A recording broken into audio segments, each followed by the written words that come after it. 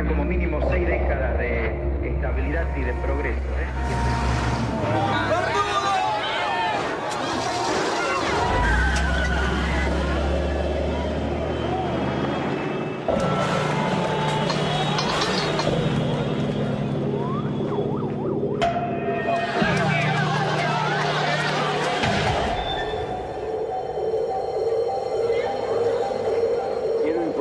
Que ante eso he decretado el estado de sitio en todo el territorio nacional. He informado al honorable Congreso. Nuestro país vive horas difíciles que muestran la culminación de un largo proceso de deterioro.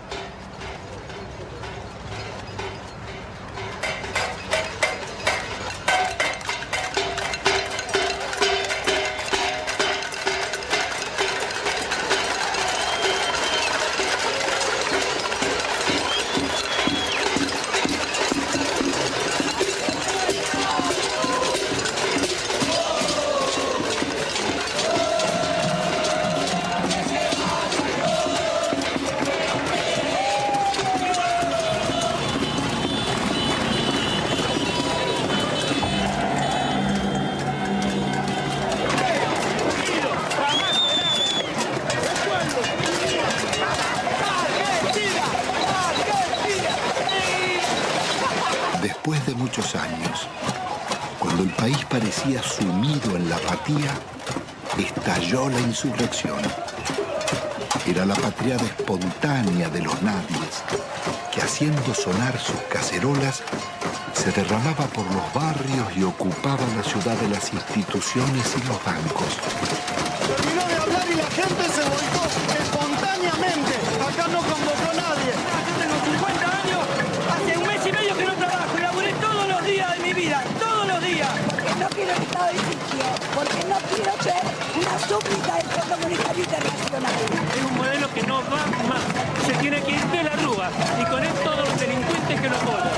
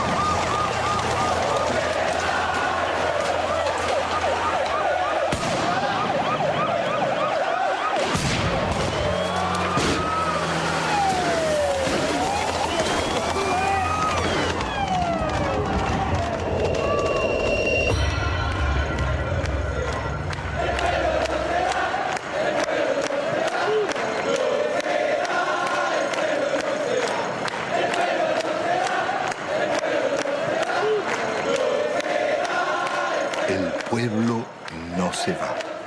Son trabajadores, amas de casa, empleados, jubilados y estudiantes, herederos de aquellos que por décadas habían desafiado dictaduras y persecuciones, soportado ajustes y en democracia traicionados.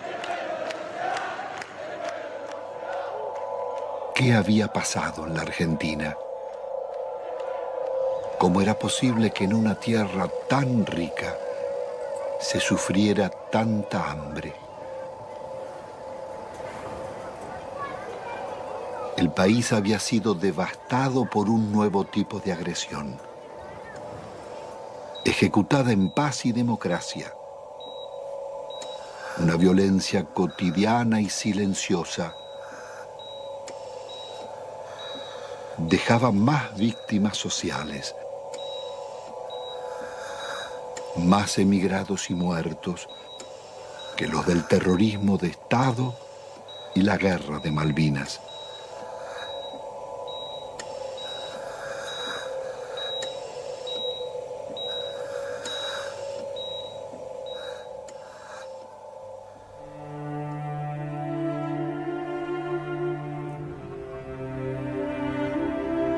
En casi 2 siglos de vida independiente, la deuda externa argentina ha sido una de las causas del empobrecimiento y la corrupción y uno de sus escandalosos conflictos. Desde el primer empréstito firmado por Rivadavia en 1824 con la banca inglesa Baring Brothers, la deuda serviría para fortalecer a sus socios argentinos, controlar finanzas y transferir recursos a las metrópolis. Desde entonces, la deuda externa estuvo ligada a los negocios y complicidades de casi todos los gobiernos, desde Mitre y Quintana a Menem y de la Rúa.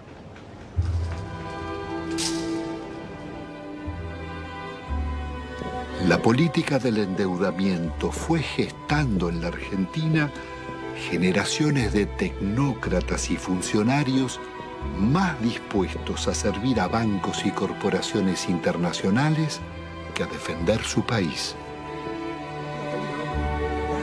Moldeados en Harvard o Chicago, Oxford o Buenos Aires, sus retratos decoran las galerías oficiales. Allí están colgados desde lobistas del siglo XIX, como Manuel García y Belaustegui, hasta los últimos directores de la banca pública, Pedro Pou, Macarrone y Colombo.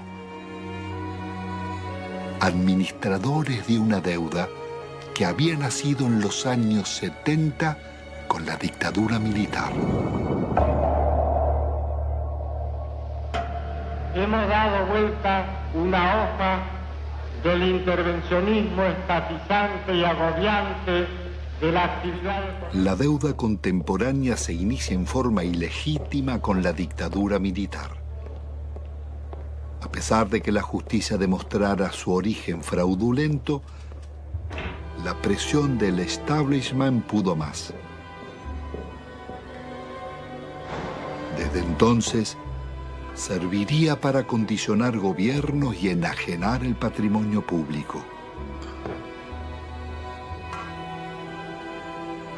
Es todo un símbolo que en el Salón de los Acuerdos luzca una estatuilla de Canning, regalada por el gobierno de Su Majestad en 1857 por el honorable reconocimiento de la deuda.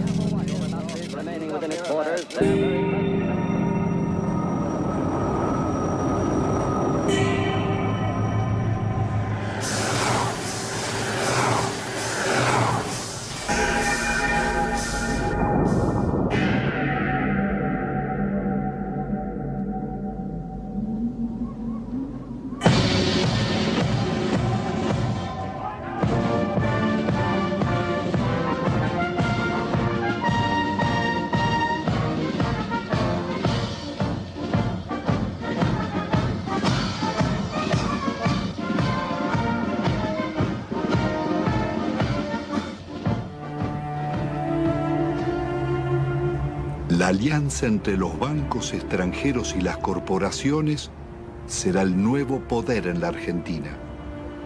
Después de 7 años de plan neoliberal, el gobierno de la dictadura deja un país hipotecado con una deuda externa de 45.000 millones de dólares. La mitad es deuda privada. Son 23.000 millones que dicen deber bancos extranjeros radicados en el país, como el Citibank, el First Boston, el Chase Manhattan, Bank of America, el Banco de Italia, Londres, Español, el francés y el Deutsche, y también el Banco Río, el Quilmes, Galicia y otros. Multinacionales como ESO, Fiat, IBM, Ford, Mercedes-Benz, Swift, Pirelli, los grupos empresarios locales de Pérez Compán, Bulguerón y Bridas, Macri, Techin, Fortabat, Pescarmona, Gruneisin, Soldati, Cogasco, Celulosa y otras. Una descomunal deuda privada que un alto funcionario de la dictadura le pasaba al Estado, Domingo Cavallo. Doctor Domingo Felipe Cavallo, convertido en superministro de Economía de los gobiernos de Menem y de la Rúa, sería responsable del permanente crecimiento de la deuda y de los mayores despojos que sufriera el pueblo argentino.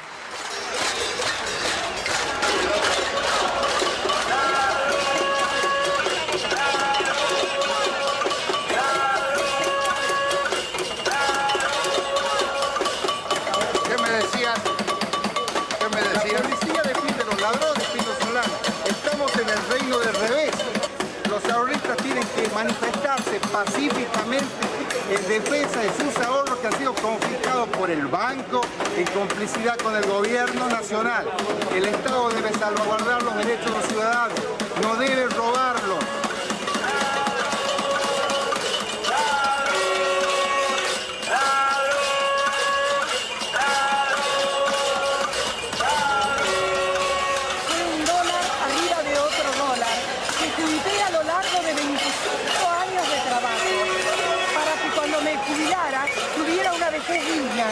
Cosa que el gobierno no me da.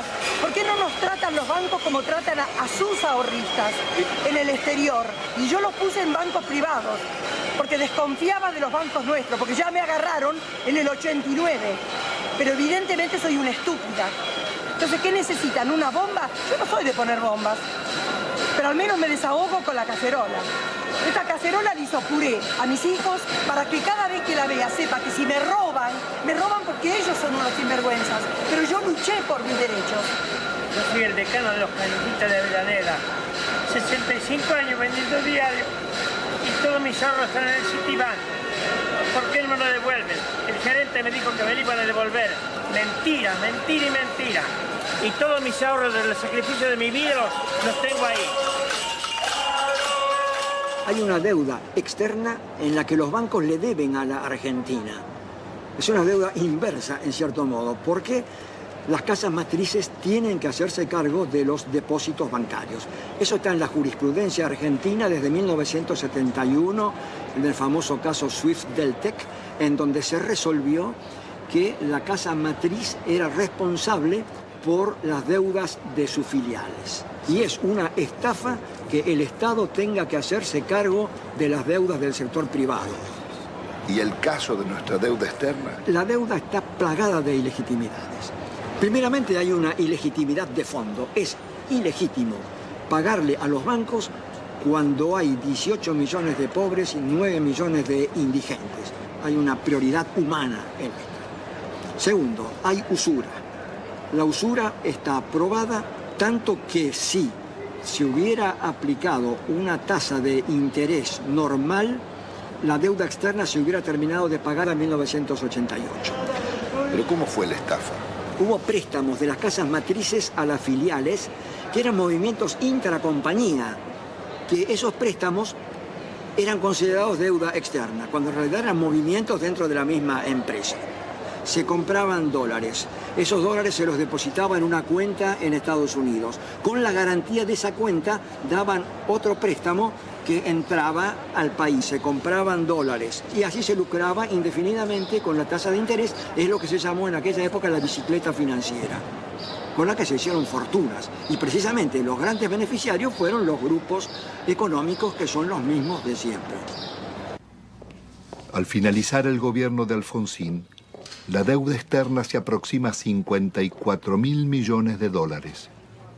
Menem dejará en manos de la banca acreedora determinar cuánto se les debe. El Congreso jamás trataría la deuda, ignorando la Constitución y la denuncia de Alejandro Olmos. 10 años después, llegará a 130.000 millones. No confundamos a la gente con un mal concepto de la palabra deuda, porque todos queremos endeudarnos, pero después decimos que está mal que el país se endeude.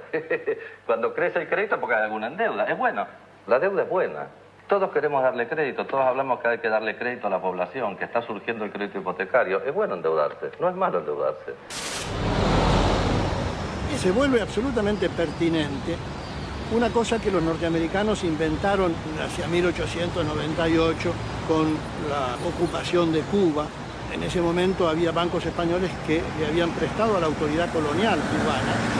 Los norteamericanos dijeron, si el pueblo de Cuba no ha sido beneficiado por estos préstamos, no hay deuda. En 1923, cuando un banco británico, entonces el Royal Bank of Canada, le prestó a un tiranuelo de Costa Rica que se llamaba Tinoco unas uvas que estos utilizaron para sí mismos. El Royal Bank of Canada pretendió que Costa Rica le pagara y se produjo un pleito y el árbitro resultó ser un expresidente de los Estados Unidos, el presidente William Taft. El presidente Taft resolvió el litigio diciendo hay deuda, pero hay una deuda privada y no una deuda pública, porque no hay deuda pública si no hay un público, el público como destinatario, como beneficiario. Son actos que de ningún modo han beneficiado al público, más bien todo lo contrario. Han hecho que la persona que compra en un supermercado y paga el IVA resulte el quien paga finalmente estas deudas privadas de grandes empresas, de grandes compañías o de gente en todo caso muy rica. No cabe duda de que la deuda privada irregularmente estatizada, ilícitamente estatizada por el doctor Cavallo, debe ser absolutamente revisado. ¿Cómo se llama esa teoría, doctor? Se llama teoría de la deuda odiosa. Una directora del Fondo Monetario Internacional, Karen Lissaker, representando a los Estados Unidos, dijo, si aplicáramos la teoría de la deuda odiosa, toda la deuda del tercer mundo se caería.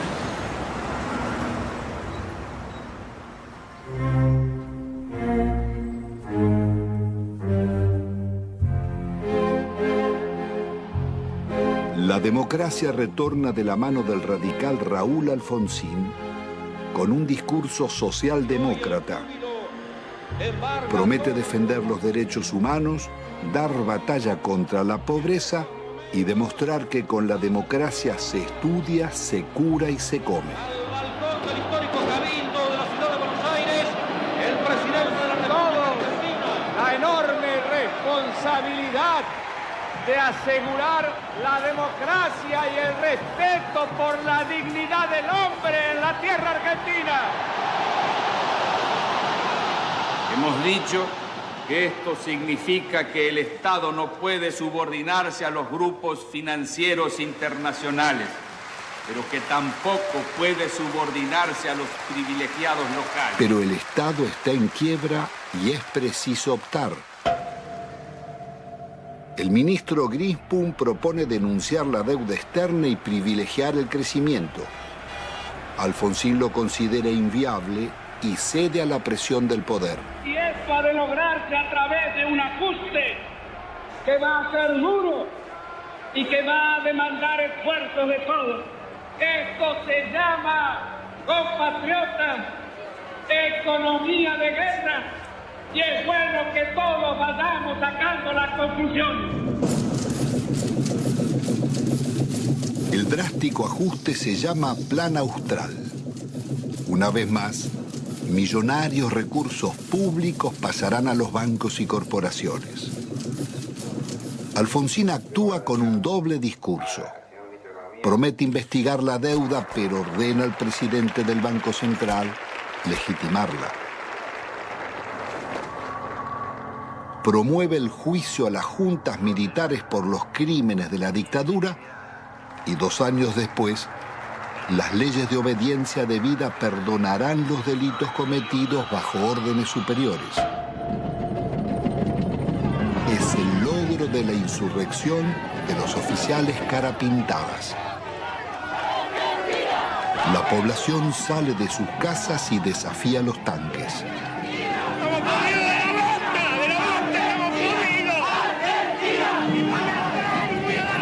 Alfonsín absolverá a los golpistas. Compatriotas, felices Pascuas. Los hombres amotinados han depuesto su actitud. Algunos de ellos, héroes de la guerra de las Malvinas, que tomaron esta posición equivocada. La derrota electoral del radicalismo acelera la crisis.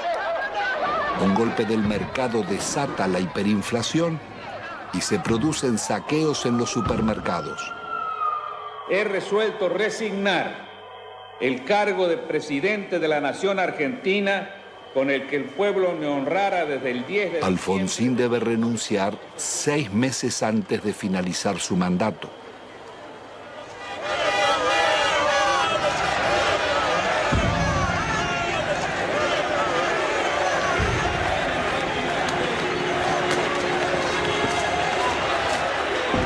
El justicialista Carlos Menem llega a la presidencia argentina después de haber gobernado varias veces la provincia de La Rioja, una de las más pobres del país. Su meteórico ascenso coincide con la caída del muro de Berlín y las ideas del consenso de Washington. De lenguaje franco y gesto de predicador, Menem promete revolución productiva y salariazo. Luce las patillas del viejo caudillo Facundo Quiroga, el tigre de los llanos.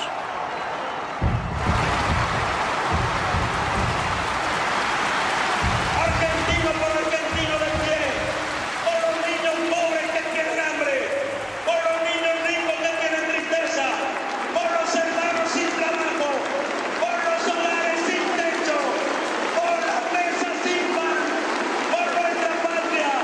Yo les pido que me sigan, síganme, no los voy a defraudar, no los voy a defraudar, no los voy a defraudar. Ante la mirada de Dios y ante el testimonio de la historia, yo quiero proclamar: Argentina, levántate y anda. Hermanas y hermanos, con una sola voz para decirle al mundo: se levanta la faz de la tierra una nueva y gloriosa nación. Son los tiempos del supuesto fin de la historia. El discurso único de la globalización y las democracias neoliberales en América Latina.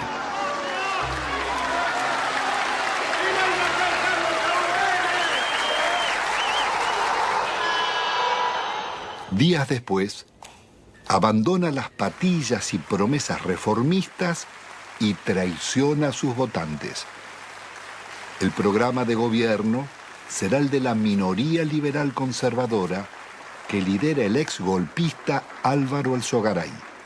Hoy todo cambió y una nueva relación ha comenzado. También una nueva forma de vivir y de pensar.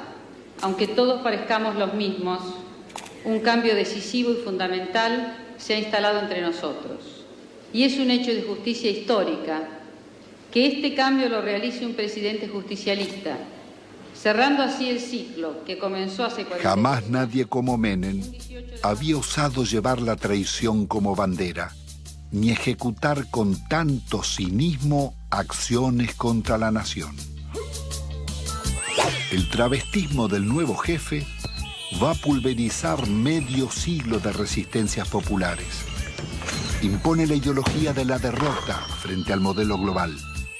Indulta a los jefes de la dictadura y traiciona a millones de trabajadores que soportaron la represión.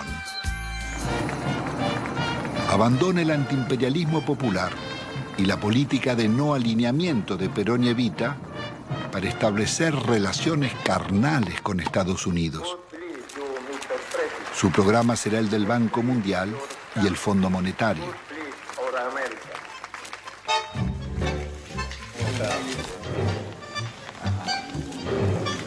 Pero la traición no fue solo la de Menem. Buena parte de la dirigencia político-sindical tiró por la borda una vida de resistencias. Muchos se sentaron en la mesa del arreglo y optaron por indemnizaciones. Otros se convirtieron en socios del millonario festín de las privatizaciones.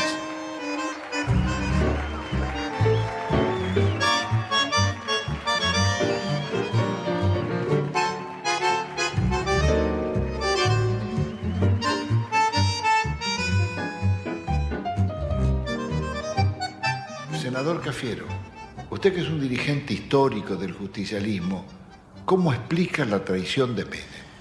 Bueno, eso sucede y no sucede raramente, sucede con bastante frecuencia en la vida política de todas las naciones. Hay un librito chiquito francés que se llama El elogio de la traición, donde se demuestra o se dice que es absolutamente intrínseco a la política la traición. Es decir, usted para llegar tiene que mentir, porque si usted dice lo que realmente piensa, la gente no lo va a votar. Y creo que eso se aplicó en la Argentina. Se aplicó siempre, pero con mucha mayor intensidad, admitámoslo, durante los gobiernos de Menem. Él mismo ha dicho que si hubiera dicho lo que él pensaba hacer, no lo hubieran votado. Entonces, dividió, a mi juicio, en una actitud que no guarda mucha correspondencia con la ética política. Pero esta es la realidad que vivimos. Después cambiaron ciertos parámetros internacionales y bueno, y el modelo se fue agotando. Se fue agotando. ¿Cómo interpreta usted la existencia de una real mafiocracia? Poder económico, los bancos y la clase política. En eso, Pino, no quiero abrir un juicio, diría yo, absoluto. Mi larga vida humana y política me dice que a veces hay que relativizar un poco las cosas. No todo es blanco y negro. No todo es corrupto y puro. Hasta la misma sociedad argentina, en su conjunto, no puede atribuirse la pureza y asignarle la corrupción a sus clases dirigentes. En definitiva, las clases dirigentes emanan de la propia sociedad. En la Argentina no solo hemos fallado los políticos, y yo asumo la parte de culpa que me corresponde. Yo podría decir que han fallado muchos estamentos dirigentes de la sociedad argentina y que si hay que hacer un juicio general, estamos todos en el infierno del Dante. Bueno, es indudable que la traición es muy efectiva. La traición es de una potencia política fenomenal, justamente porque es traición, porque te cala en lo más hondo, porque viene por la espalda, porque no estás preparado, porque se da de quien menos la esperás, si no, no sería traición. En ese sentido, el PJ es el alumno más desarrollado, más excelso de esa visión que expone Cafiero. Yo no tengo duda que si a esta sociedad le ofreces a votar San Martín o el Hombre Araña, elige a San Martín. Ahora, si le das a elegir entre el Hombre Araña y el Caballero Rojo, después la solución no se la podemos adjudicar a la sociedad. Entonces, sociedad con escaso protagonismo. Partido que defeccione de sus ideas históricas y se pone al servicio del enemigo. Movimiento obrero reducido, achicado por la desindustrialización y copado por los traidores. La justicia disciplinada a esas transformaciones que se iban a realizar. La oposición con escaso margen de maniobra, el resultado concreto.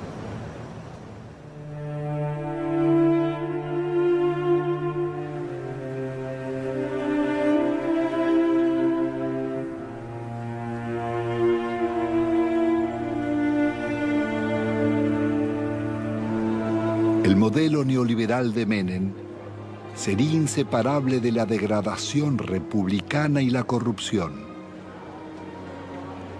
Su plan político requiere una Corte Suprema de Justicia y tribunales federales adictos, más la delegación de poderes especiales por parte del Parlamento. Al mes de haber asumido, consigue su ley de leyes, la reforma del Estado, que le abre las puertas a las privatizaciones. El Senado de la Nación trata hoy una ley trascendente para el país, que por primera vez va a atacar en forma frontal las deficiencias estructurales que tiene el Estado Nacional en su conjunto y a través también de sus empresas públicas. Nuestro reconocimiento en nombre del presidente de la República Argentina, porque con este proyecto en su ejecución iniciamos la revolución productiva.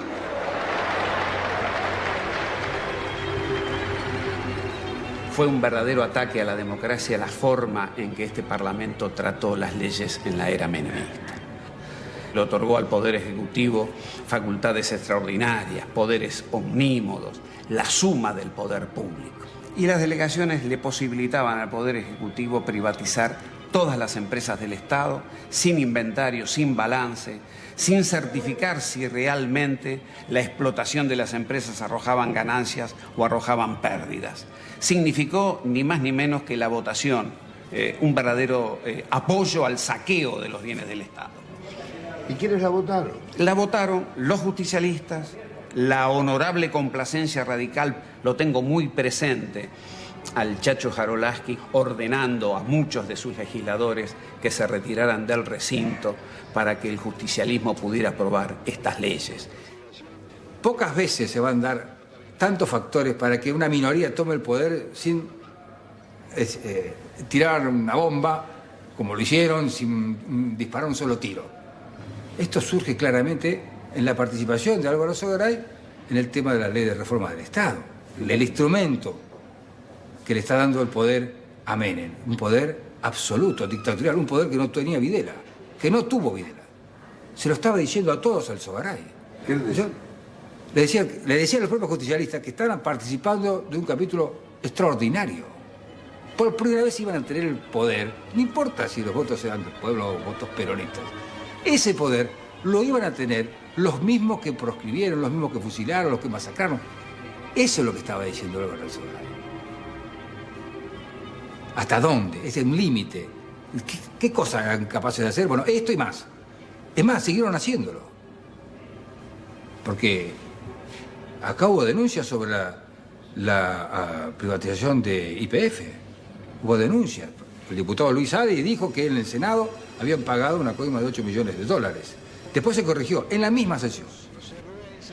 De los 130 diputados presentes, 114 votaron por la afirmativa. Y por la negativa, una abstención. No podemos más que felicitarnos de estos diputados que han dado el quórum, que han hecho funcionar la Cámara, pero creo que hoy es un día de júbilo, hoy es un día de festejo para la Argentina, que desde hoy el petróleo pasa a ser de las provincias, YPF pasa a ser una empresa que cotiza en bolsa, que va a tener inversión privada, y el dinero que de esto surja es de los jubilados. Miles de millones de dólares pasan del patrimonio del Estado a los jubilados. Las bellas palabras escondían algunos de los actos más infames que el Parlamento haya cometido. Con sobornos y falsos diputados fueron votadas las privatizaciones de YPF y Gas del Estado, las dos mayores compañías argentinas. no solo el país perdía las empresas que más habían invertido en su industria, sino que los jubilados y trabajadores serían estafados.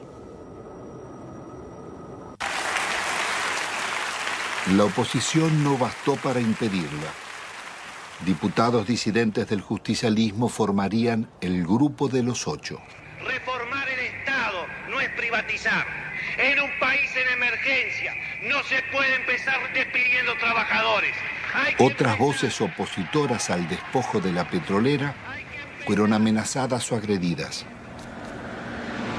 En mayo del 91, por ratificar ante la justicia las denuncias contra Menem y el remate de YPF, fui víctima de un atentado con 6 tiros en las piernas. La corrupción de Menem es una locura, la privatización de YPF. Es un robo fenomenal lo que está. ¿Cómo no va a haber corrupción si surge de los hechos? Surge de las privatizaciones. ¿Cuáles son los estados patrimoniales de los hombres que votaron esto? Me refiero a los que conducían. Hay que verlos. Uno no ha visto acá pagar, abrir portafolios y pagar dólares. Uno no lo ha visto. Sin embargo, no está desmentido. De modo que cuando existen consultoras, cuando hay tanto dinero para ganar más dinero, cuando hay negocios mientras la sociedad está distraída, mientras existían los hombres que pregonaban las conveniencias de que las empresas del Estado pasaran, o nos olvidamos de Neusta. Y tenían alto rating. No solamente los políticos, En este cambio tenemos que incluirnos también los periodistas, los medios de comunicación. ¿Hasta cuándo vamos a aguantar tantas estupideces? Instrumentos extraordinarios como la televisión y la radio en manos de idiotas para generar pueblos idiotas. ¿Hasta cuándo? El Congreso de la década mafiosa, el que votó las leyes más vergonzosas y antinacionales, tuvo que sesionar rodeado de cordones policiales. Fueron tantos los atropellos contra el pueblo que todas las semanas se oyeron sus reclamos. Llegaban jubilados, maestros, empleados estatales, estudiantes, obreros y desocupados de todos los gremios.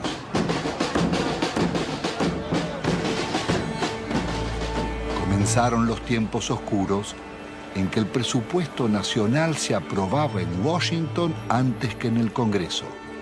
Y el ministro Dromi llamaba a la resignación porque el país estaba de rodillas.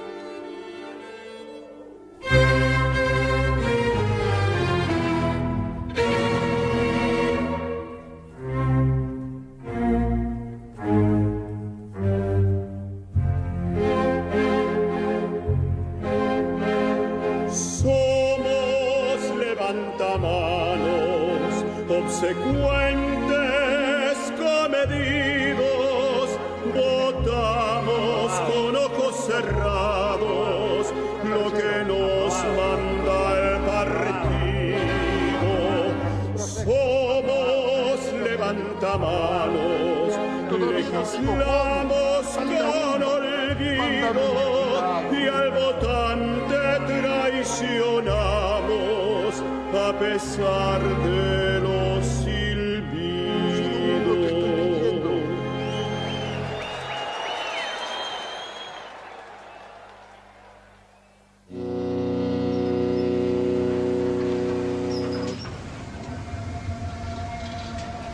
El instrumento concebido para consolidar el modelo es el plan de convertibilidad.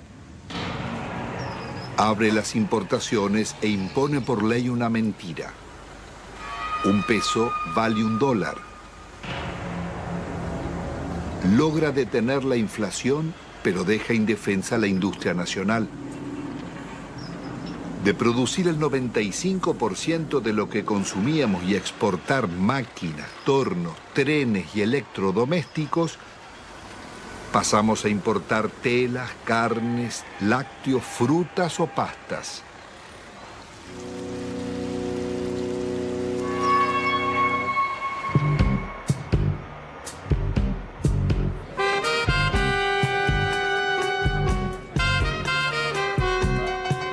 El país se dolariza. Todo podía pagarse en pesos o en dólares.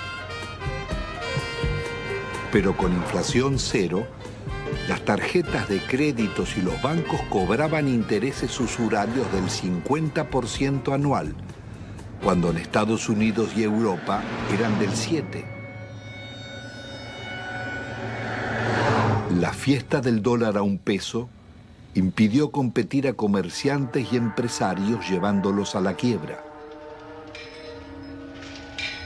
Desaparecerían miles de industrias y talleres, textil, metalúrgica, autopartista, manufacturas domésticas y muchas otras.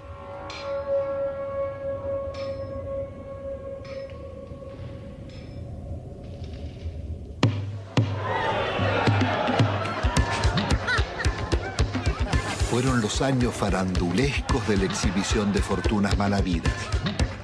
Tenemos que tratar de no robar por lo menos 2 años. Es ilícito la coima, es ilícito apropiarse de lo ajeno. Si alguien tiene que meter la mano en la lata, la ponga despacito, un chiquitito, que no se vea. La vida se privatiza y se amuralla. Nace el país de los custodios y los countries, el de los ricos y famosos. ¿Usted es peronista? Siempre fui, siempre fui. El pizza con champán.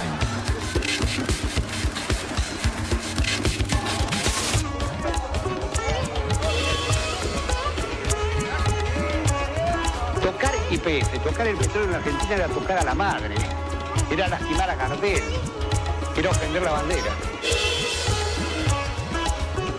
El petróleo bajo la tierra no le sirve a nadie, a ninguno.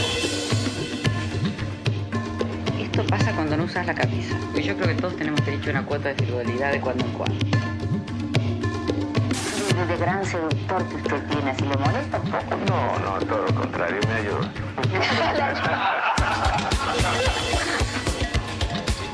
Perdón, mi amor, porque realmente hace calor acá, ¿eh? Qué guapo que es. Cómo mejoran la estética los políticos, ¿eh?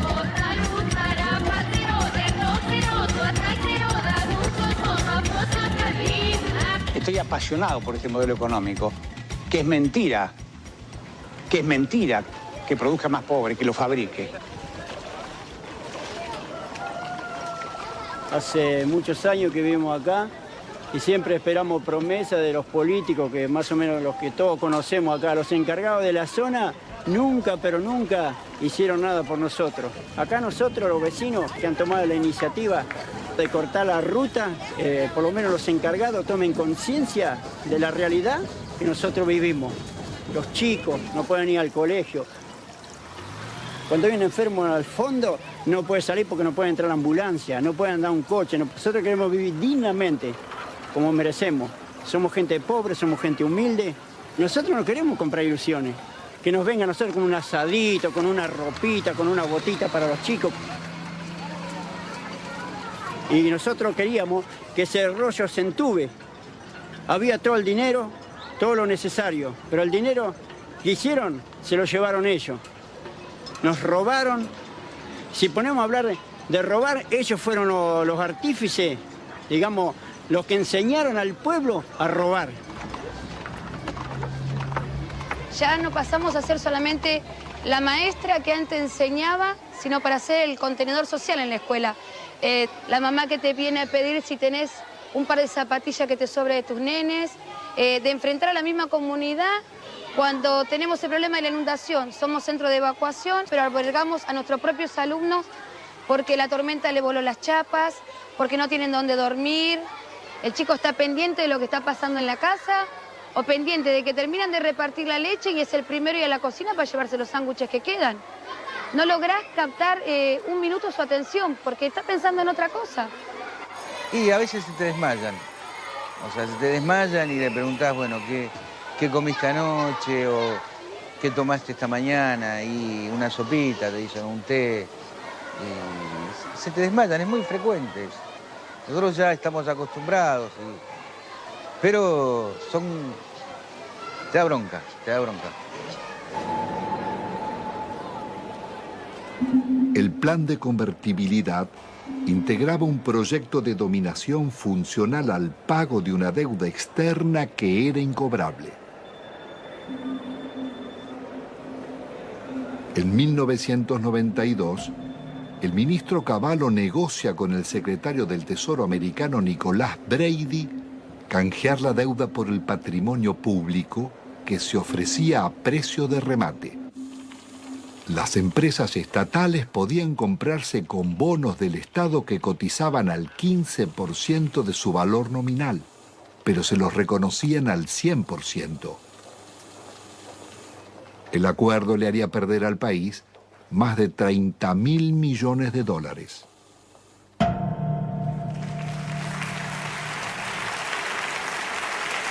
El gobierno de la Nación Argentina cumplimenta esta noche 7 cabalísticas privatizaciones, 7 sectores estratégicos del quehacer nacional.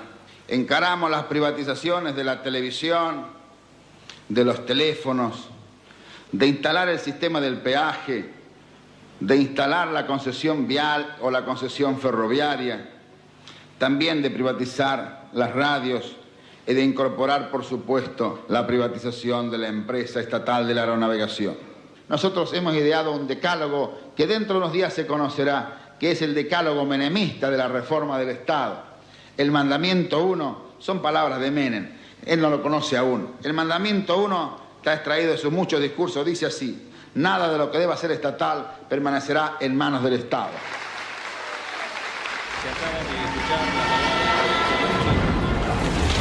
Nada quedó en pie. No importaba qué eran ni cuánto valían, ni cómo o por qué debían venderse.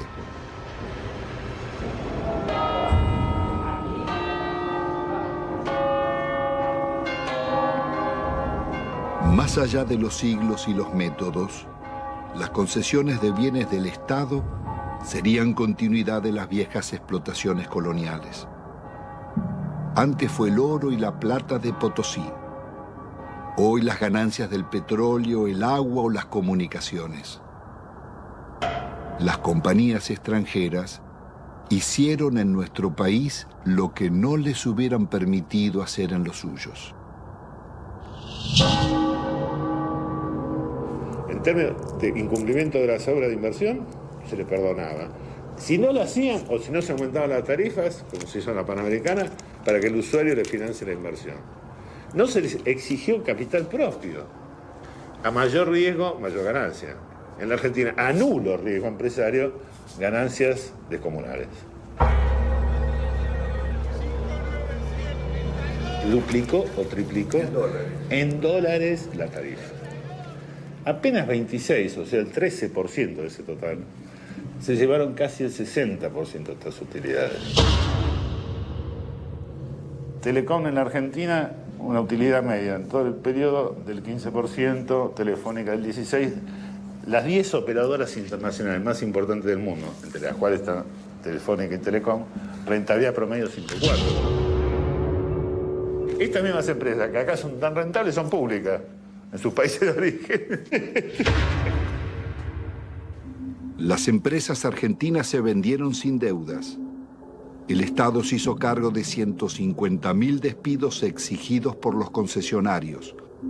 Las principales inversiones vinieron de España y Francia.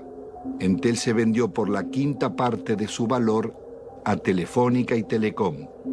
La endeudaron por 6.000 millones de dólares. Aerolíneas Argentinas daba beneficios y tenía 37 aviones. Fueron hipotecados por Iberia para comprarla. Aerolíneas terminó vaciada. La empresa de agua fue tomada por un consorcio europeo liderado por las compañías Suez y Vivendi. La endeudaron en 8 veces su capital. Obtuvieron rentas excepcionales y no realizaron las obras convenidas. 800.000 personas quedaron sin agua potable y 1 millón sin cloacas.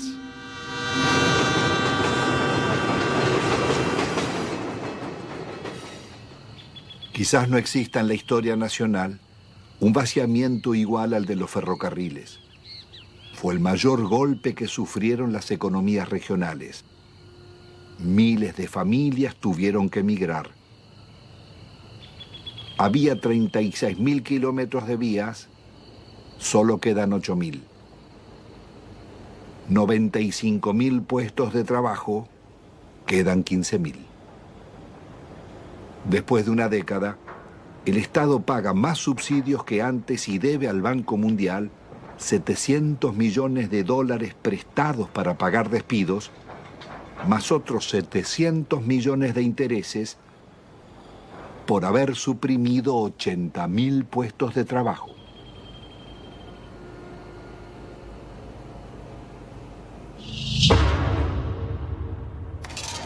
Cuando se hicieron las privatizaciones, no había subsidio para nadie, al contrario, el argumento para privatizar ferrocarriles fue el déficit. Hoy están subsidiados hidrovías, los ferrocarriles, los concesionarios viales. La magnitud del subsidio recibido por las rutas nacionales fueron 1.100 millones de dólares. Y dejaron de pagar 980 millones de dólares de canon. O sea, se robaron 2.000 millones de dólares. Deben pagar un canon por el uso económico de un bien público nuestro como sociedad. Ninguno pagó el canon. ¿Quién no pagó? Ninguno, ni los concesionarios viales, ni el Correo, ni Unequian. Sistemáticamente la seguridad jurídica en Argentina fue unilateral, es para las empresas. Pues, siempre que renegociaron en contra de los usuarios y consumidores. ¿Cuál es la razón para que siga funcionando semejante impunidad? La política. Y los negocios políticos y los acuerdos políticos. Las privatizaciones se hicieron a la medida de las corporaciones. La patria contratista financió todas las campañas electorales, todos los gobiernos, todos los golpes de Estado y realizaron todas las obras públicas.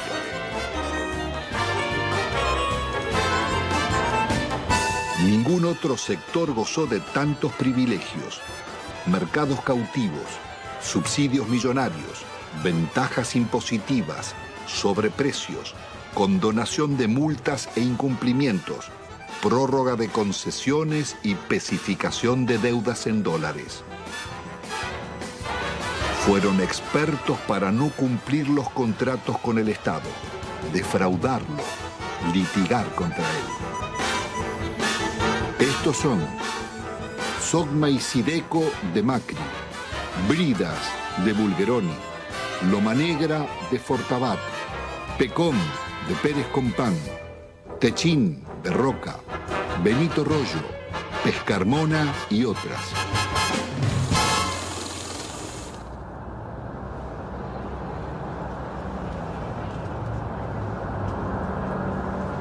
La desocupación estalló como una epidemia contagiando la sociedad entera. Cientos de colas de desocupados se multiplicaron por todo el país. El desempleo pasaría del 11 a más del 20% y otro tanto de subempleo. ¿Cuál es la situación de los trabajadores? Han perdido buena parte de su salario, han perdido protección social, han perdido casi todo el derecho al despido, han perdido casi la protección contra los accidentes y las enfermedades. Más de la mitad de los trabajadores están en negro teniendo en cuenta estas condiciones. Se ha llegado prácticamente a la desprotección más absoluta propia de los países más atrasados de la Tierra.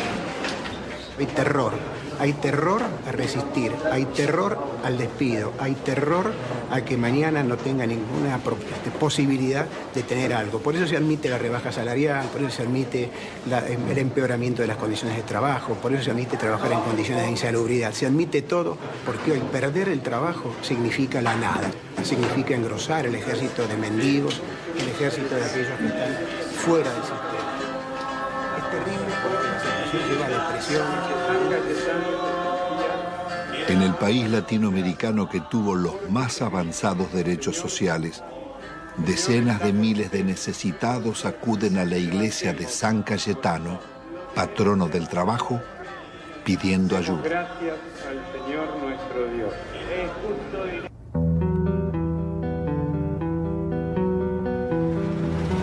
Argentina es un caso único en el mundo y en América Latina. No se conoce un país que haya entregado su gas y su petróleo sin haber perdido una guerra. Hay que pensar que fue una verdadera traición al país de una clase dirigente. México, Brasil y Venezuela no privatizaron en absoluto su petróleo. Félix, ¿por qué fue una salvajada la venta de YPF? Fue una salvajada por el papel que tenía YPF dentro del país y en el concierto de las petroleras del mundo. Uno tiene que recordar que cuando Mosconi constituyó la primera empresa estatal del mundo, YPF, se tomó el concepto de que el petróleo es un bien estratégico y la venta de los combustibles un servicio público de interés nacional. Cuando subía el precio internacional, YPF mantenía bajos precios en función de sus costos y no del precio internacional. Yacimientos Petrolíferos Fiscales fue creada en 1923 bajo la dirección del general Mosconi. En 1907 se había descubierto crudo en la Patagonia. A pesar de sus detractores, la industria petrolera pudo desarrollarse sin depender del capital externo, siendo un modelo para América Latina. Fue tan exitosa su expansión que recaudaba tanto como la provincia de Buenos Aires y detectó reservas por $200.000 millones. Fue una salvajada por la cantidad de ilícitos que cometieron para privatizarla. Si se aplicara la ley de hidrocarburos, la mayor parte de las concesiones caen. Argentina podría reconstruir rápidamente una petrolera estatal si aplicaran hoy con decisión política la ley de hidrocarburos. Las áreas estratégicas donde más habíamos invertido las concedieron por 25 años por lo que esos pozos producían en 9 meses. El remate fue tan grosero que Menem mismo se llevó las acciones a Nueva York para venderlas. A 19 pesos una acción que costaba 38 y 350 millones de acciones por 19 pesos, tenés la estafa del país. Fue tan grande la estafa que se contrató a la empresa McKinley para que rebajara las reservas argentinas y al año siguiente se subieran al mismo nivel que se tenía anteriormente. Vendieron un área con una reserva, supongamos, 100, y la reserva del área tenía una reserva de 140. El monopolio de las 4 empresas nos ha castigado con las tarifas más caras del mundo y paga regalías de las más bajas del mundo. ¿Pero y quién controla los pozos? Sacan lo que quieren. Sí, y hacen simple declaración jurada. ¿Cómo? Por simple declaración jurada nos dicen, nos informan a los argentinos lo que extrajeron. El valor de la reserva y de lo que está bajo tierra y el valor de las instalaciones se lo regalaron. No hubo que montar nada. Estaba el área con los muchachos adentro, con los equipos adentro, y estaban los caminos donde se colocaba el petróleo iba a tal caño, iba a tal otro caño. Toda la que está era la excelente infraestructura que habían tenido las empresas del Estado, especialmente YPF.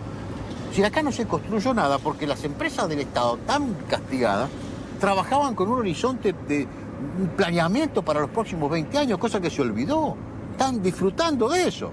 Si están viviendo del crédito que le dejaron las empresas del Estado en cuanto significa bienes de infraestructura, petroleros y gasíferos. Esta es la realidad de la Argentina. Tampoco se comprendería el desarrollo industrial argentino ni la Patagonia sin la acción de YPF. Había desarrollado gasoductos, acerías, caminos y usinas e hizo nacer decenas de ciudades promoviendo el progreso social de sus poblaciones. Ahí estaban, entre otras, Comodoro Rivadavia, Caleta Olivia, Cutralcó y Plaza Huíncul, que fuera el primer campamento petrolero de la provincia de Neuquén.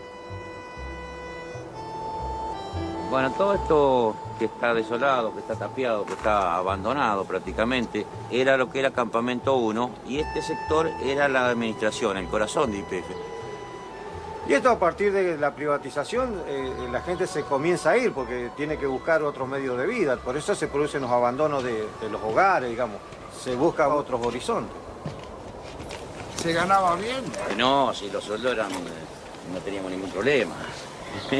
No había problema de salario acá, de necesidades. Nunca nos faltaba un peso a nosotros. Lo que pasó fue un crimen, un asesinato. Esto es impensable. Nadie podía imaginarse que podía suceder una cosa Las privatizaciones, acá por lo menos en la zona, se hicieron prácticamente sin inventario. Acá había un montón de elementos que había dejado YPF que desaparecieron. Grandes motores, por ejemplo, vehículos de rezago, material nuevo, trépanos, herramientas, ropa. Había muchísimas cosas que no estaban inventariadas y nadie sabe dónde fueron a parar. Acá se puede desarmar un galpón que nadie sabe dónde está, ni cómo está, ni por qué está. Bueno, esto es lo que queda de la empresa PEXE, que fue formada por el sindicato petrolero SUPE, para que los trabajadores de alguna forma hacerle creer de que iban a ser empresarios. La empresa presenta quiebra, hay sueldo, plata que nos deben. Eso contaba con la complicidad de la gente del SUPE que sabía de todo esto. Ellos conocían muy bien el desmantelamiento que se estaba haciendo de YPF.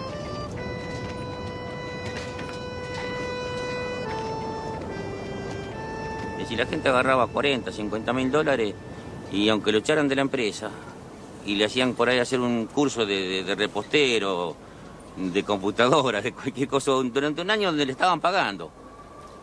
Entonces la gente por ahí aceptó la privatización y aceptó el despido, sin pelear. Porque claro, tenía la plata en el bolsillo. Lo que pasa es que esa plata después se la fue gastando. Se compraron vehículos, se ampliaron casas, se pusieron kioscos, negocios. Mucho desocupado. Muchísimo desocupado. Nosotros podemos hablar de 5.000, 7.000 desocupados o más. No hay censo. No hay censo serio que nos diga hay tantos desocupados. Pero sabemos que son miles los desocupados. Sabemos que somos miles los que estamos subocupados y que vivimos a medias. Pero los desocupados no solo fueron los de YPF. A ellos se sumaron otros miles de las industrias y comercios que cerraban. Años después, en el invierno del 96, Utralcó protagonizaría una pueblada. Nos estamos cagando de hambre nosotros. Le damos el gas, le damos el petróleo, le damos la electricidad y nos pagan así. Agotados sus reclamos por trabajo, miles de desocupados se instalaron en la carretera nacional durante días y noches, soportando 10 grados bajo cero y resistiendo las cargas de la gendarmería.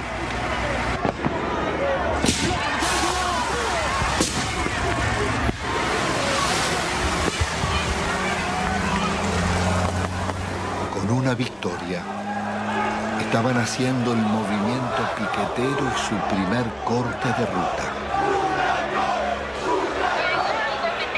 Me retiro del lugar y las fuerzas que vinieron conmigo también. La juez ordenaba el retiro de la gendarmería.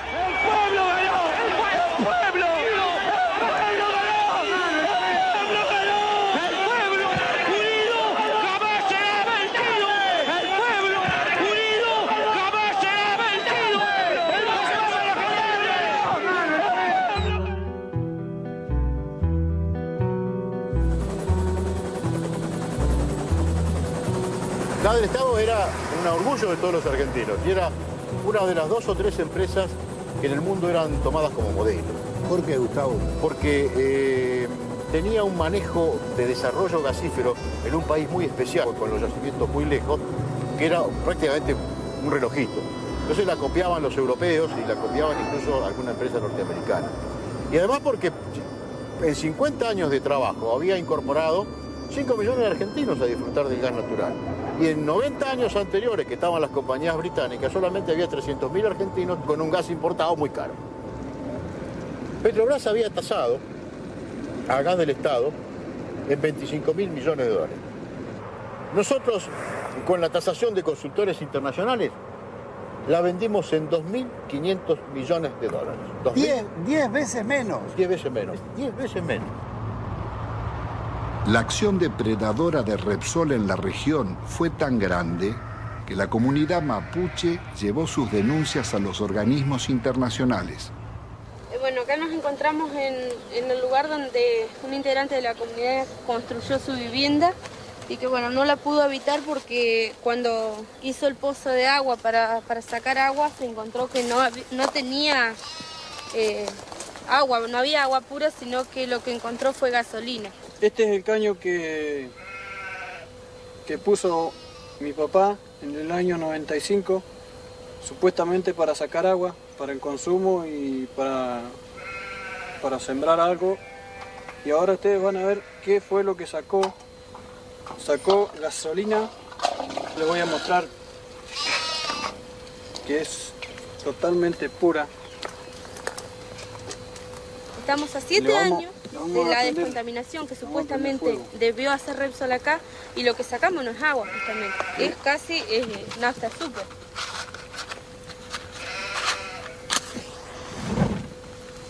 Ahí está.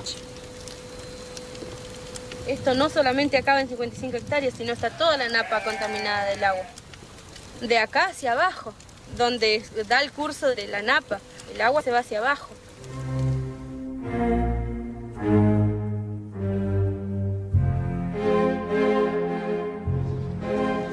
Carlos Menem pacta con Alfonsín su reelección a cambio de una reforma constitucional donde se incluyen nuevos estatutos y un tercer senador por la minoría que favorece al radicalismo. El Pacto de Olivos o Pacto del Bipartidismo se realiza sin consulta ni debate, de espaldas a la ciudadanía para garantizar la continuidad del modelo. La reforma viene a legitimar a Menem, que ha promulgado más de 300 decretos leyes, 10 veces más que en toda la historia nacional. Vaciados los partidos de propuestas de cambio y participación, poco quedó en el radicalismo y el justicialismo de sus causas fundantes. Se fueron transformando en organizaciones para el reparto de cargos públicos. Una corporación de profesionales que no reconoce ideologías y atraviesa transversalmente casi todos los partidos, sin otra lealtad que a sus privilegios.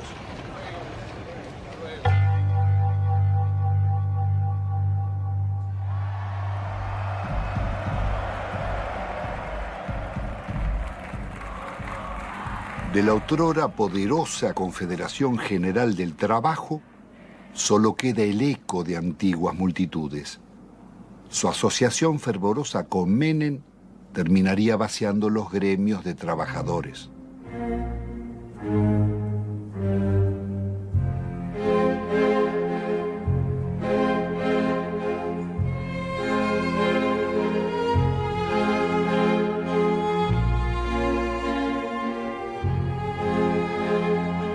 Entre besos y abrazos, los gordos de la patria sindical negociaron a los trabajadores e hicieron fortunas personales.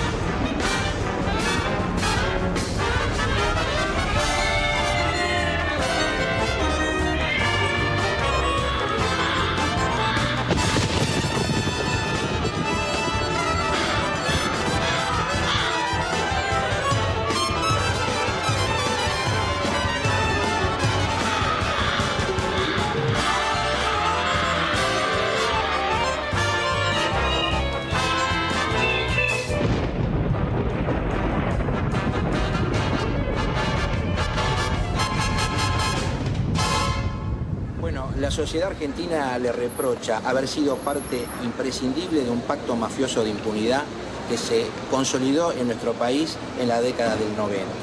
Se le reprocha haber admitido, haber legitimado el remate de las empresas públicas al mejor postor y de una forma realmente a precio vil. Se le reprocha el despojo de los derechos de los jubilados, el despojo de los derechos de los trabajadores, haber justamente brindado impunidad a los políticos que han delinquido en la función pública. En las últimas décadas, Ninguno de los altos funcionarios que delinquieron contra el Estado fue condenado.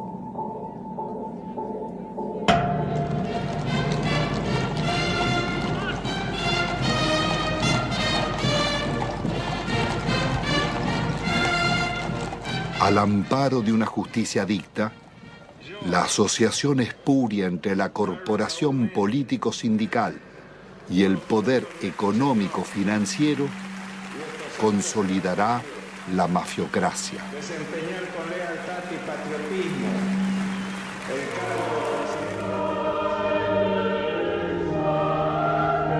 Señores, menuda tarea era de conducir la marcha de un país, sobre todo en los tiempos difíciles y complejos del mundo actual, cuando términos como patria, bien común, moralidad, respeto al otro y amistad social se encuentran en baja o desmonetizados.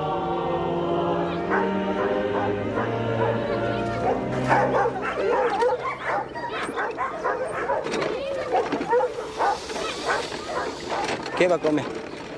Tengo 7 chicos, no tengo trabajo, no tengo no tengo ni mercadería, nada, no tengo colchón, no tengo colcha. En la indigencia total estamos aquí. No se puede estar.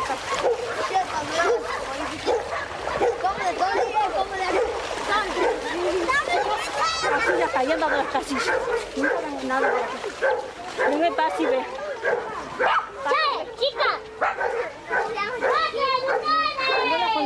Mira cómo se me ha mojado todo.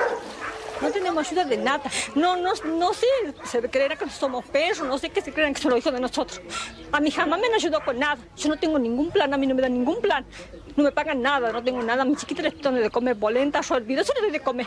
O mate cocido, porque no tengo. Es la verdad, no tengo. Usted mismo ve, se me moja todo porque no tengo. ¿Con qué me dan una casilla? Nadie me da una casilla. Siempre han prometido, sí, me han anotado todo, pero no me han dado nada. Nunca, a mucha gente, a la señora que está ahí, a toda ella. Doña Mariela, usted también venga después.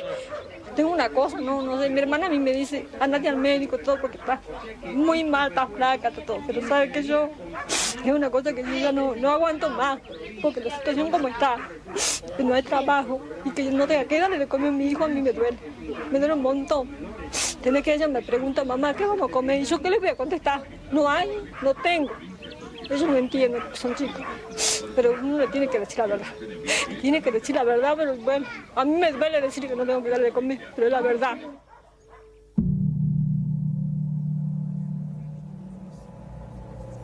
La mafiocracia une empresarios con políticos y magistrados, traficantes con funcionarios, sindicalistas y comunicadores.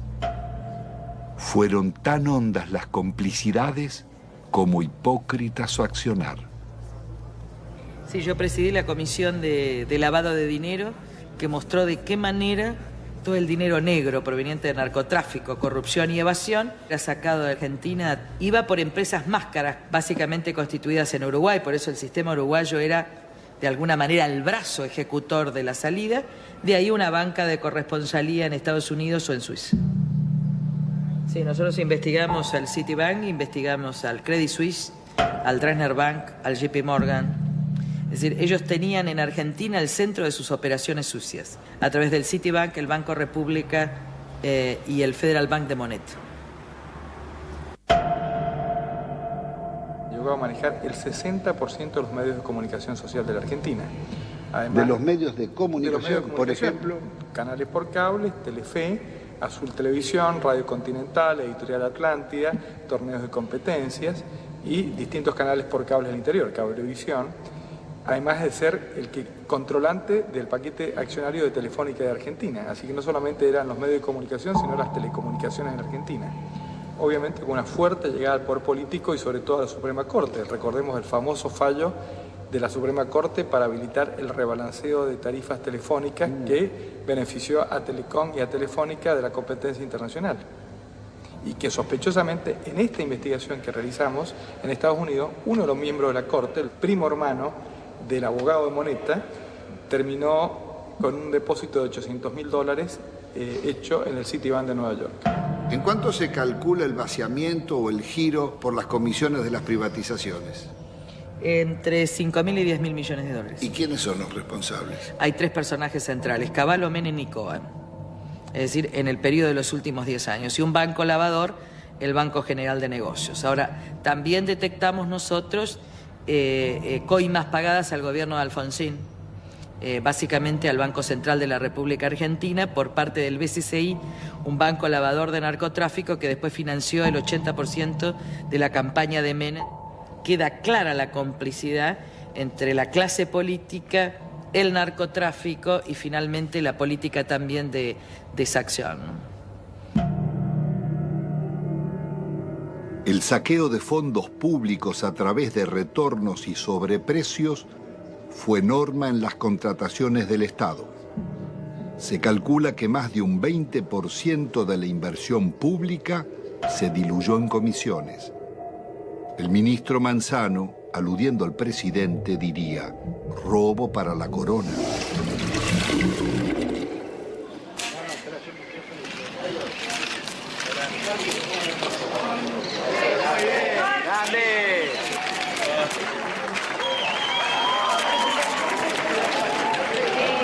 Presidente, ahí, presidente.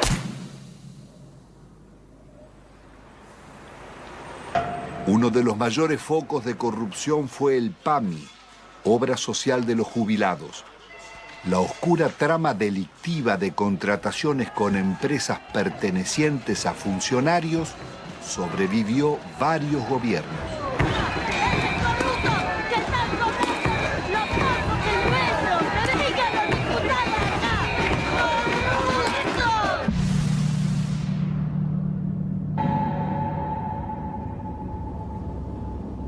Yacyretá es una de las más grandes represas de llanura del mundo, con un dique de contención del río Paraná de 67 kilómetros de largo.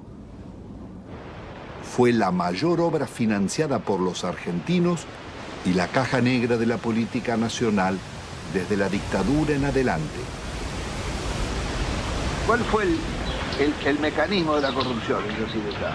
Bueno, fue sobrevaluar siempre los valores de las obras, alargar los plazos de obra, llevar la obra hacia adelante, como hoy estamos, sin poder terminarla y generando costos, porque estamos hablando de 13.000 millones, pero todavía no sabemos cuándo la vamos a terminar. 5 veces bajo. 5 veces. Le doy un ejemplo concreto. La reprogramación 85, evaluada en 30 millones de dólares, que fue informada durante varios años al Banco Mundial y al Banco Interamericano de Desarrollo. Ese valor terminó firmándose en el año 89 en 180 millones de dólares. Muchos lo firmaron, algunos no la firmamos y así quedamos fuera del trabajo de Yacyretá en la consultora. ¿Entre esos usted? Entre ellos. ¿Y quién no, era un señor Carretoni. Sí. Fue el que manejó toda la campaña de Alfonsín en su momento y de Angelos en el otro. Convencional constituyente también. Convencional constituyente en el 94. El señor Carretoni, que era el dueño de la consultora líder del Grupo Argentino. Suegro del director general de la constructora. ¿De quién? Repítemelo. El señor Carretoni, suegro del ingeniero Rizzo. Es decir, que el jefe de la consultora que debía controlar costos, terminación, calidad técnica de las obras, era el suegro del constructor. Exactamente, eso.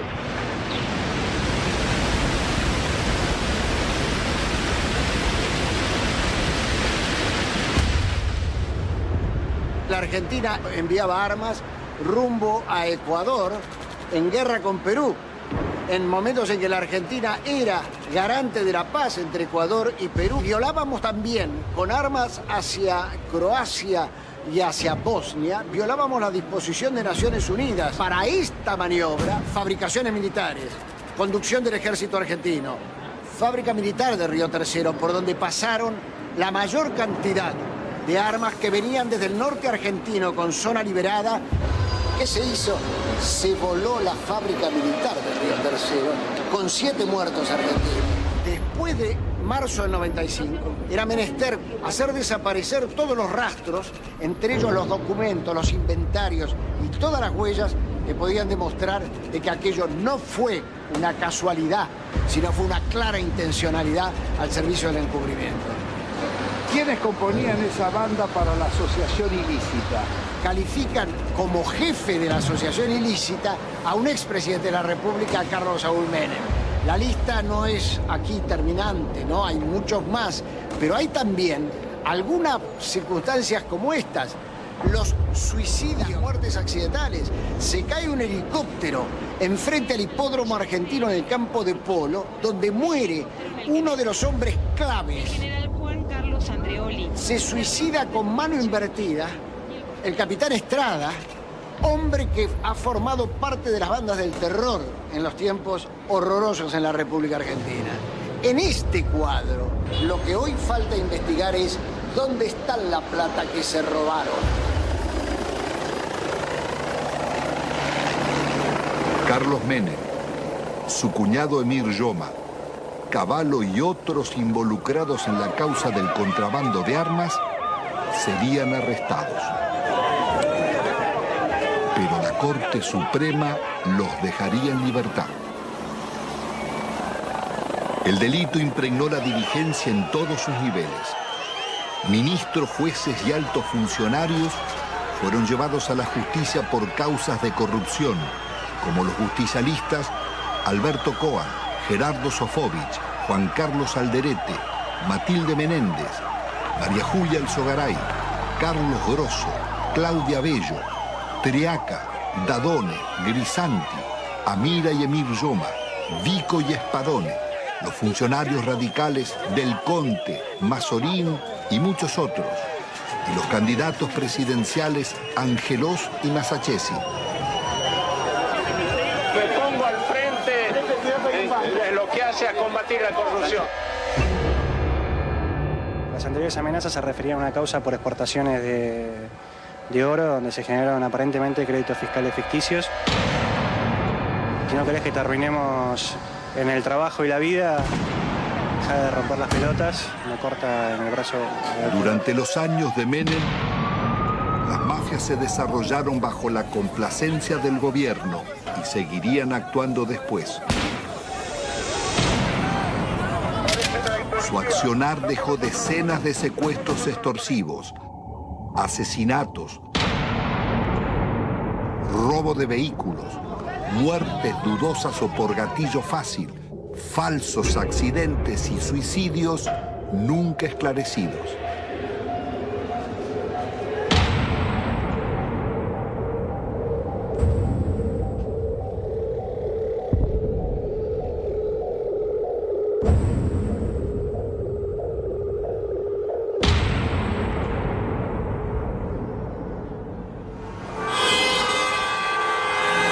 En la Argentina de los grupos mafiosos, la campaña mediática de la Alianza promete trabajo y lucha contra la corrupción, respetando el modelo económico y la deuda externa.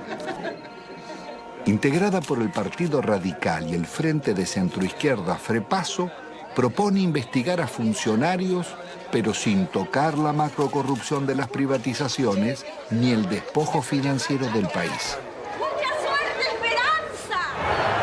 Fernando de la Rúa y Carlos Álvarez derrotan al candidato justicialista Eduardo Duhalde. El nuevo gobierno continuará con las políticas recesivas del Fondo Monetario. ¡De la Rúa! ¡Arriba de la Rúa! Una vez más, el mandato de la ciudadanía será traicionado. Rebaja de salarios públicos y aumento de impuestos.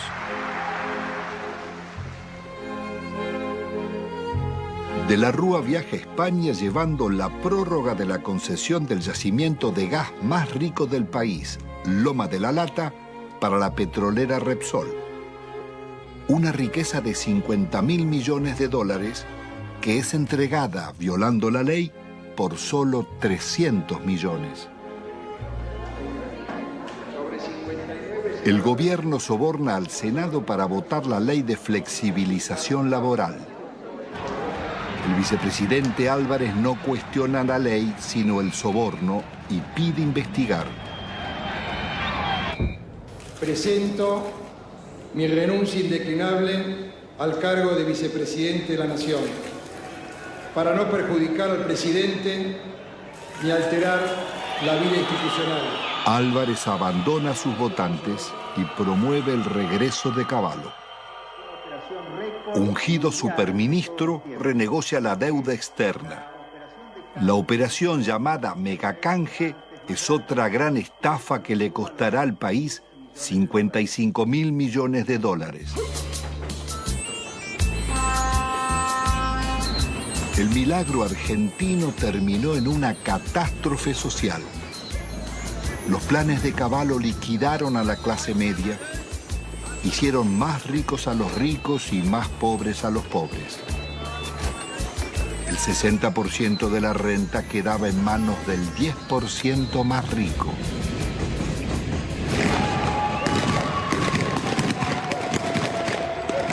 Está padeciendo la gente tiene hambre, somos guerrilleros, mirá la hambre que tenemos. De la Rúa opta por la represión.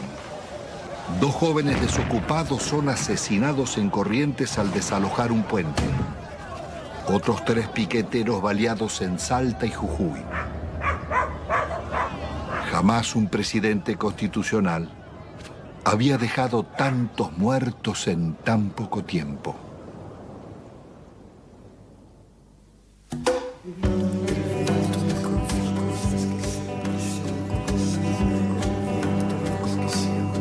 El viento me confió cosas que siempre llevo conmigo. Me dijo que recordaba un barrilete y 3 niños. Que el sauce estaba muy débil, que en realidad él no quiso. Que fue uno de esos días que todo es un estropicio. Iba cargado de culpa y seguía confesando. En su lomo de distancia no cabalgaba en un pájaro. Era un fantasma ese viento, un alma en pena penando, y en ese telar de angustias tejió sus babas el diablo. Aquí se pudo prever con exactitud qué iba a pasar luego de cada ajuste económico que existía en el país. Los famosos ajustes, estos desde la época de Alfonsín, de Menem y demás, cada ajuste significaba la irrupción en el hospital de una cantidad enorme de desnutridos, de niños desnutridos y de sus familias. Entonces era como decirse uno a otro, mirá, esperemos, todos 3 meses hay que preparar cama. Venía una cantidad impresionante de chicos desnutridos. Hasta que nos hartamos y en el año 82 salimos a la calle e hicimos un gran movimiento que salió en todos los diarios y que interesó a todo el país.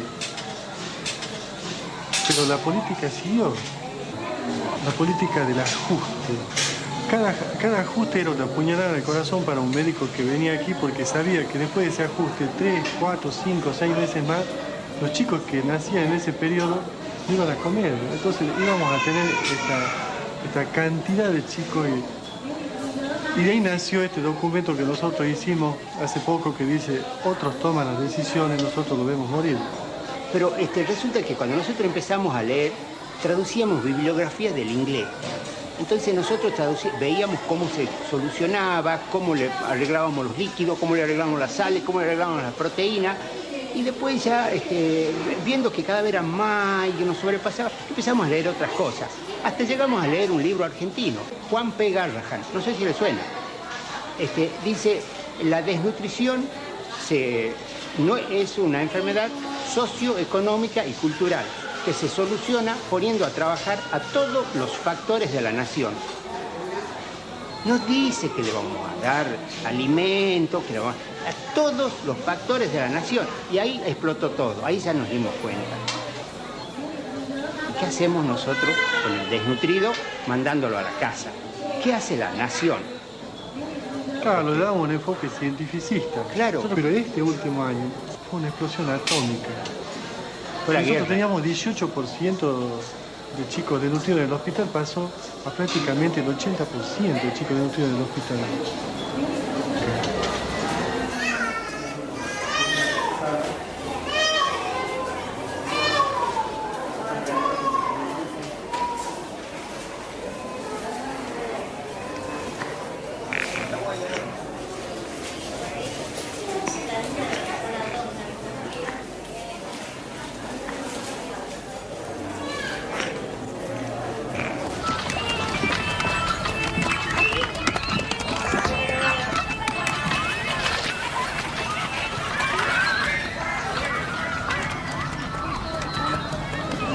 Ustedes ven un basural, los niños sin padre, una chica de 14, 15 años embarazada, ningún padre, un montón de los hijos de nadie, donde comen un día sí, un día no.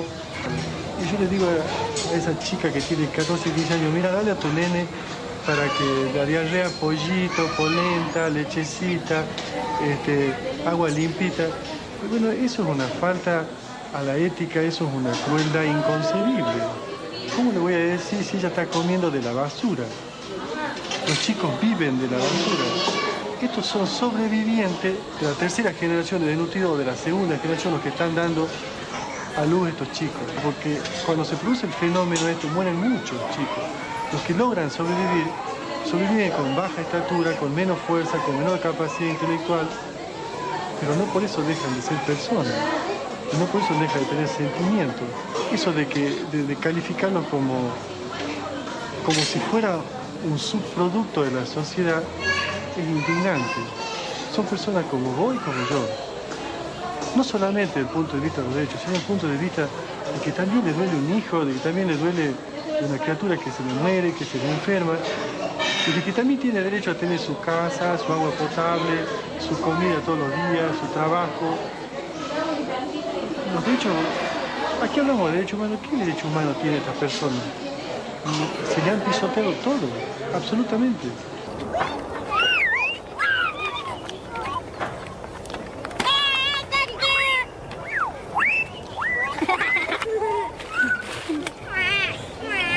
La idea que yo percibo es de que algún sector de la sociedad se está queriendo deshacer de estas personas. Y restan a ese sector de la sociedad. ¿Y cuál es ese sector de la sociedad? Está identificado, el que se llevó todo.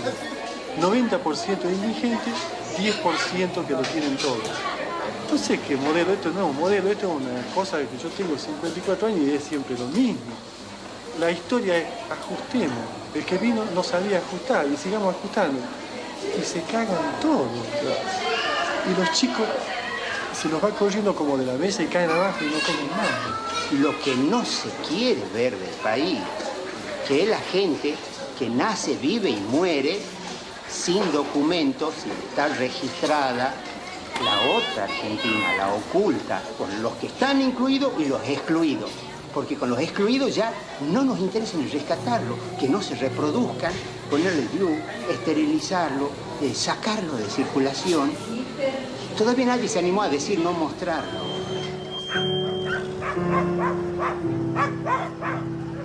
Produciendo nuestro país una riqueza alimenticia capaz de satisfacer 300 millones de personas, los niveles de pobreza que denunciaba la película La Hora de los Hornos en los años 60 serían apenas el anuncio del genocidio neoliberal de los 90. De enfermedades curables o desnutrición, mueren cada día en Argentina 55 niños, 35 jóvenes y adultos, 10 mayores. Un promedio de 35.000 personas por año.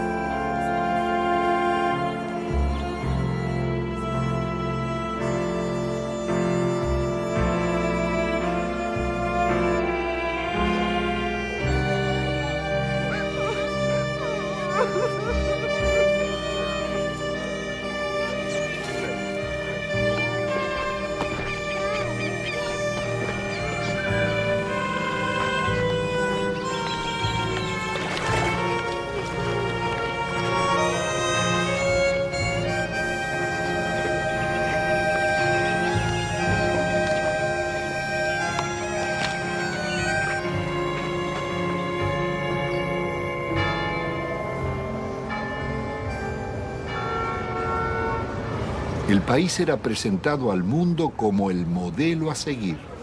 El Fondo Monetario homenajeaba a Menem en Washington por el milagro argentino. Presidente, esta foto para mí va a ser estupenda para mí. Para mí también. La suya no sé. No, sí, vamos, no sé. Me parece que ya le dije que una foto con el diablo siempre es peligrosa. No, por favor. La responsabilidad de nuestros gobernantes en el genocidio social no exime a los organismos internacionales ni a sus mandantes, Estados Unidos y Europa, ni a las injustas relaciones comerciales del norte con el sur. Los programas económicos neorracistas que dieron grandes beneficios a costa de segregar y producir la muerte prematura de millones de personas son crímenes de lesa humanidad en tiempos de paz.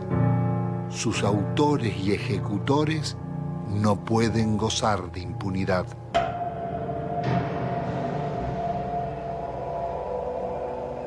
Después de un cuarto de siglo, el balance económico es devastador. La deuda estatal y privada pasó de 7.800 a cerca de 170.000 millones de dólares, pero se ha pagado en concepto de servicios casi otro tanto y 150.000 millones se han fugado al exterior. Argentina ha perdido otros 150.000 millones por los subsidios agrícolas en Europa y Estados Unidos. Desde 1999, el crecimiento será cero y el país marcha hacia la devaluación y la cesación de pagos.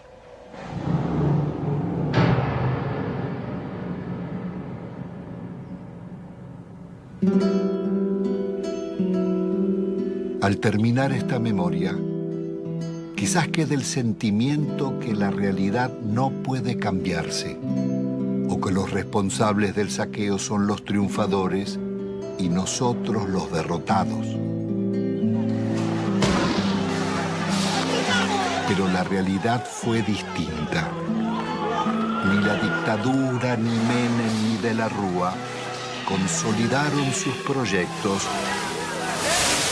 ni los bienes concesionados se perdieron para siempre porque pueden recuperarse.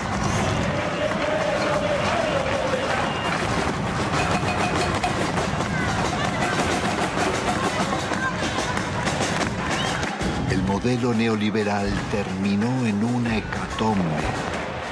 Sus responsables no pudieron vender todo lo que deseaban, ni los mayores bancos públicos, ni los grandes astilleros Río Santiago, ni las usinas termonucleares, ni Yacyretá, Salto Grande o EPEC.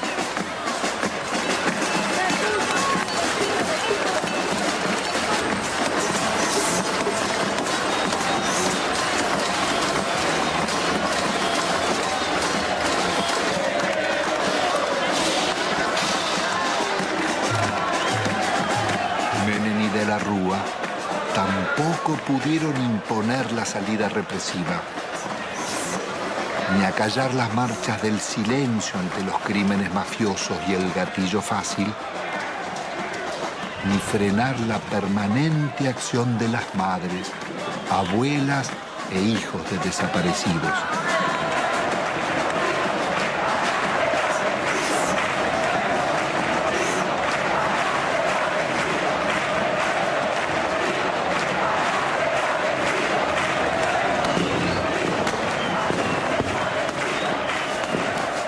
Impidió otra historia, la de miles de luchas y movilizaciones de resistencia del movimiento social desarrollado durante la década.